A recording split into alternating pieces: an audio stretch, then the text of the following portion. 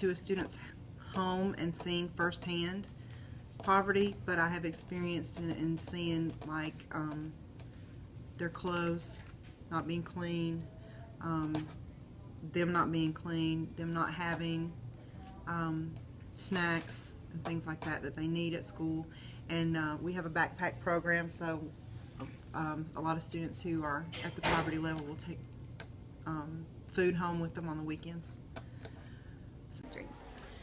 Driving the bus, we see where the students live, we see what they live in, and sometimes there's certain areas that are poorer than other areas. And then that makes you understand why when they come to school that they're hungry and maybe they're not so clean and their clothes are not so fresh, and sometimes they can't get their money in for field trips and things like that. So that affects how they learn overall. You know, they don't get their homework done because maybe mom and daddy can't read or write. So that's kind of how poverty, kind of what I see. Okay, ways I've experienced poverty is I was a teacher in a North Carolina county that had a fair amount of low socioeconomic households, and I worked there as a teacher working with those students. But even more so than that, when I was a principal, a lot of my students came from public housing projects in the county where I was teaching, and from some other public housing projects in the community. And I saw a lot of poverty with those kinds of things. And just trying to think, the times that I've seen more poverty have been probably more with my administrative experiences, because I had larger school districts, school attendance zones, and I had, like I said, more public housing projects that were reassigned. In one of my schools, the county and the city merged, and a lot of the inner city students who did come from low socioeconomic situations were then reassigned to my school. So we had a real mix of county students who were probably middle class, then associated with inner city students who came from the public housing projects and were very, very much low socioeconomic situations and dealt with poverty that way. I've experienced poverty in several ways with a number of the students that I've taught. One of the things I had to learn was that not all families are able to do some of the fun things, you know, some of the things that I would think of as, oh, that's a fun take-home project, or I'll send this homework assignment home, because the resources might not be at home. I've also indirectly, well, not as a teacher, but also experienced poverty at church, at BFA, where we have our tutoring program. And just some of the children that have participated come from homes of great poverty. And just kind of seeing the different perspectives, the struggles the kids face, is very eye-opening.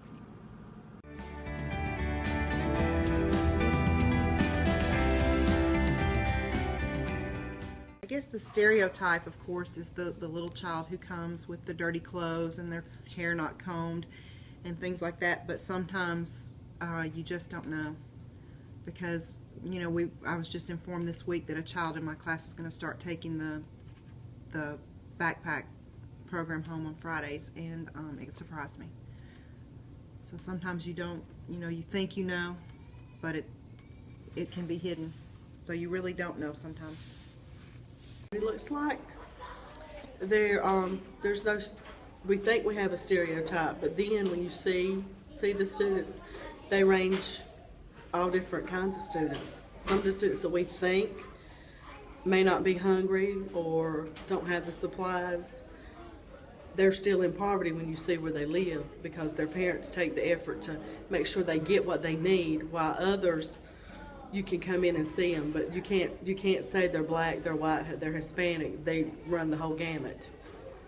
Some are living with grandparents, so their family situation looks different. Some are living with daddy, some are just living with mom. Sometimes there's 3 or 4 families living together. So, you know, there's not a typical what a child looks like. Go. In my opinion, a student in poverty can look like any other student. They can be as bright as any other student. They can have some of the same home issues that other students have. I don't think being from poverty has a certain look necessarily, although sometimes it does carry a certain look because of the ability to have what's the most in-style clothes that students are wearing, that kind of thing. I will say that some of the students I've seen that came from more poverty situations did have a certain look of maybe not as much hope as some students would have on their face. Some students probably didn't seem as focused. Again, that's not only for students coming from poverty, but I probably saw that lack of focus more often with my students who come from poverty. A student in poverty, what does that student look like? In many ways, that student may not look any different than the other students. Sometimes that student may have the same clothes, the same shoes. So, you might look at them from the outside and say, oh, well, they're just as well off as anybody else. So physically, you may not see any difference. I think often a child in poverty looks like, or is often someone who is very tough and resilient, if that makes sense, that they're often children who are able to take care of themselves, have had to take on responsibilities that other children haven't, so they have many strengths and skills that may not show up as those academic strengths that we're looking for in school, but they do have a lot of strengths and gifts and skills.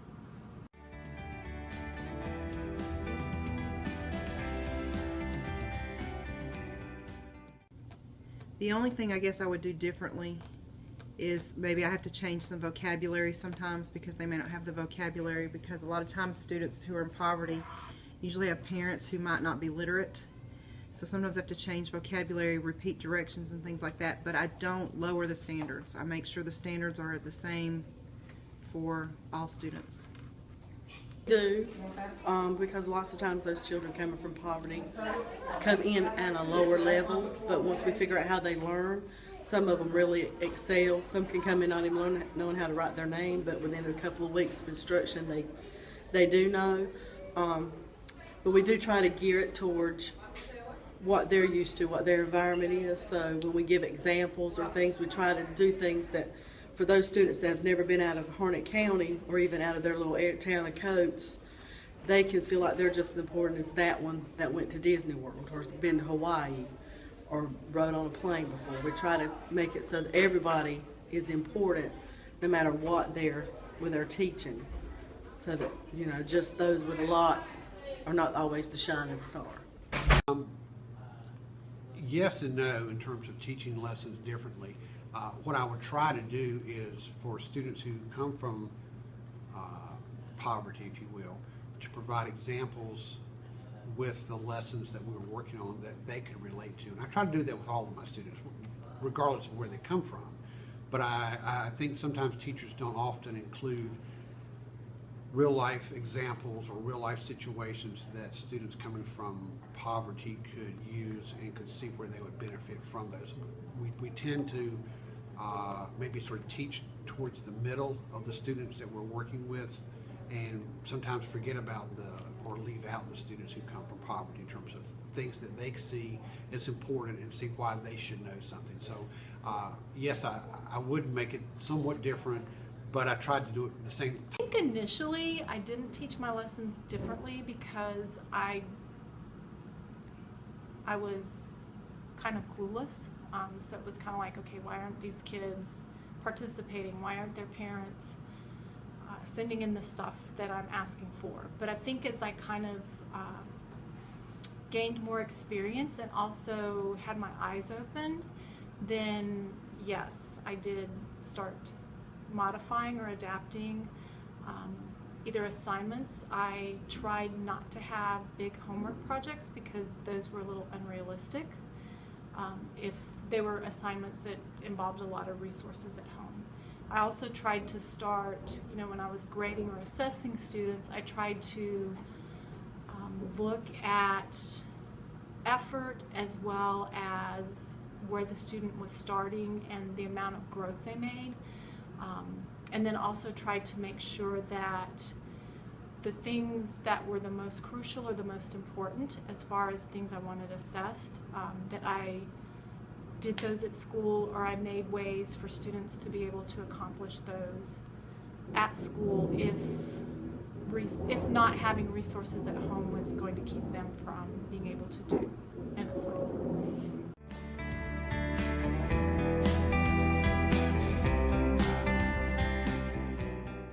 Does have an effect because, as I mentioned before, sometimes children in poverty have parents who are not literate, and sometimes it's not that they're not literate, but it's that they don't take the time, or it could be that they're working 2 and 3 jobs to make ends meet and they don't have the time. So yes, there's a difference as far as the learning ability goes. But they're not always the lowest student in the class. Sometimes a child that is in poverty still has the ability to work really hard and be a good student. Yeah, there are a lot of different levels of learning in your classroom. I mean, you have everything from here to here. I think that's changed a lot. Our classrooms used to be a lot closer in terms of ability level, but our students coming to us from areas of poverty and low socioeconomic situations, I think have missed out on a lot of the preschool opportunities and activities. So when they come to your classroom, they may often be functioning quite a bit lower than the students who have had those other experiences. So there's a big range within your classroom. Yes, I would say that there are differences in learning abilities among all children as a whole. Obviously, there are some children with identified special needs, children who are typically developing, children who are academically and other areas gifted. And I think that, and that's across all socioeconomic spectrums, or the entire socioeconomic spectrum. I think that poverty does impact learning in that oftentimes a child who is gifted but also in poverty, it may be harder to see that because in the classroom, because they're also having to compensate for so many other things, and they also haven't had the kind of the benefits that middle class or upper class children have had as far as resources, opportunities to go to museums or take enrichment classes. But they are also, the child in poverty who's gifted is still very gifted, but the ways that we measure giftedness may not always pick up on that in the classroom. I think, to be honest, the biggest thing is lack of, or different resources. I mean, like I mentioned earlier, kids with learning needs. I mean, all kids have strengths, and kids in poverty have strengths as well.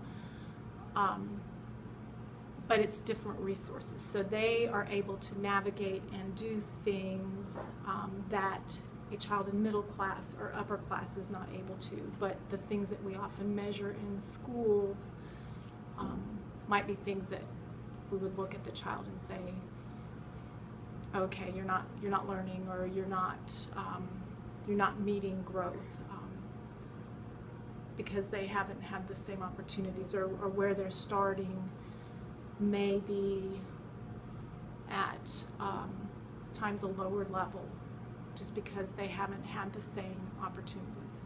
Not for all children, but for some.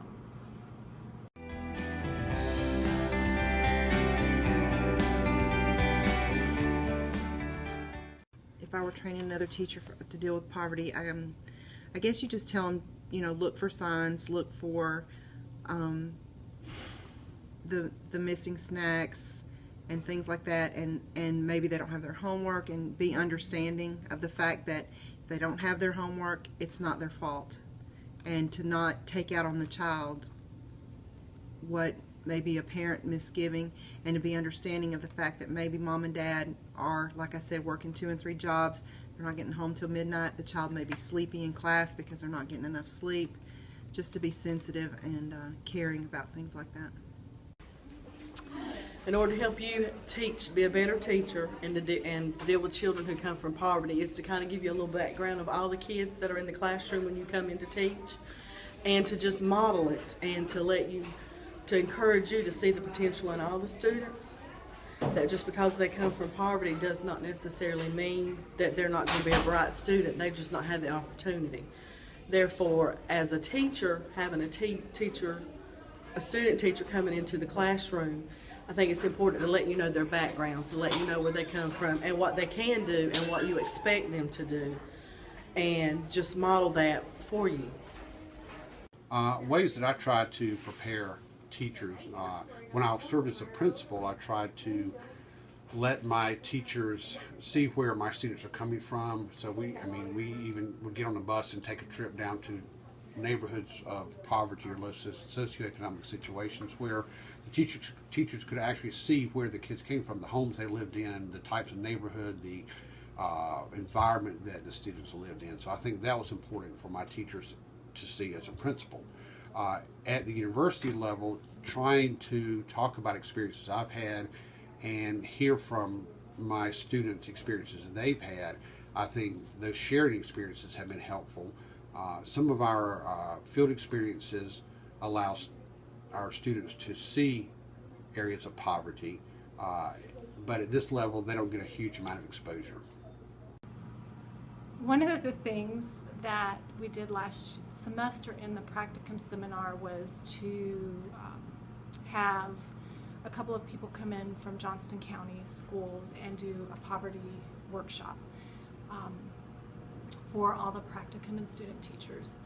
I try also to help my students think about their students, think about where their students are coming from, to kind of approach teaching in a more holistic way, that there's a lot more going on than just what's going on in your classroom, and that it's important to get to know the students individually, get to know their families. When I taught kindergarten and pre-K, I was very big on wanting to do home visits, wanting to try to meet families and parents and students where they are, and I hope the same for the students that I'm teaching who will be future teachers, that they really look at the whole picture, that they respect each child,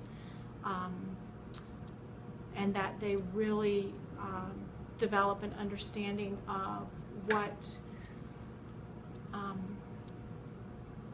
all socioeconomic groups value and find important, and then to incorporate all that information into their teaching on a daily basis.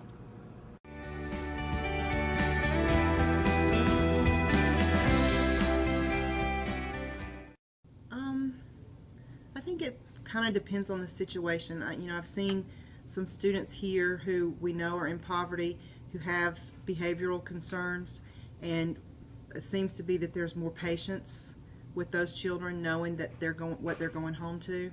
Whereas, a child who's not in poverty and they have behavioral concerns, they're not going home and are hungry. And so I think as far as that kind of thing goes, sometimes we are more caring when there's a behavioral issue. We look at it as this child is hungry, this child is scared, versus another child who's not in poverty saying, this child knows what they're doing. So I think in that case there probably is, but as far as testing concerns and things like that, there's no accommodations where they're all on the same playing level with that. In my opinion, the society does treat those children in poverty different, just like they treat those families different. They look down upon those children and their families because they don't have what the norm is. And I think if we would start seeing people as individuals and not as a social group, and we would start maybe not demanding more of those people, but giving higher expectations for the families and the children, then maybe we would see them pull themselves up out of poverty a little bit more. Go. I think sometimes we do treat children coming to us from poverty differently, but more so with our expectations. I think sometimes we expect less of our kids who come to school or who we interact with. We expect less of them because of their background and where they come from. And we have some very capable students who, if they were pushed a little more and the expectations were higher, I think they would achieve at a higher level.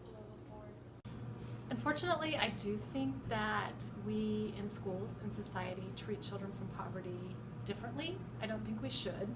I think a lot of times it may be an unconscious thing, and I think it may be because we are so geared towards the way, towards academics and towards doing your homework, and this has to look neat and this has to look nice, and that's not what school should be about. It should be about looking at the child and working with the child and treating each child with respect and dignity. Many teachers in many schools do that, but I do still think we have a ways to go before all children, regardless of socioeconomic background, are treated equally.